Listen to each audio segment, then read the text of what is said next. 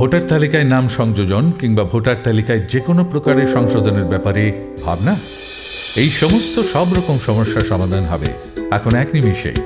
আপনার বয়স যদি 1 জানুয়ারি 2022 তারিখ পর্যন্ত 18 বছর হয়ে থাকে, তাহলে নতুন নাম সংযোজন করতে অথবা ভোটার তালিকায় কোনো প্রকার পরিবর্তন আনতে 30 নভেম্বর 2021 মধ্যে আপনার নিজস্ব ভোটদান কেন্দ্রে দায়িত্বপ্রাপ্ত অফিসারের নিকট 6, 7, 8 এবং 8 ক ফর্ম জমা করুন।